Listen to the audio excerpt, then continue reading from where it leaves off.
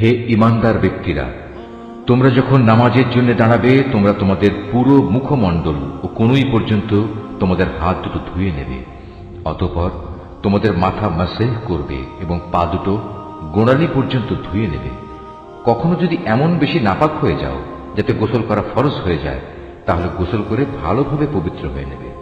যদি তোমরা অসুস্থ হয়ে পড়ো কিংবা তোমরা যদি সফরে থাকো, অথবা তোমাদের কেউ যদি মলমূত্র ত্যাগ করে আসে, অথবা যদি নারী সম্ভোগ করে থাকো, তাহলে পানি দিয়ে পবিত্রতা অর্জন করো।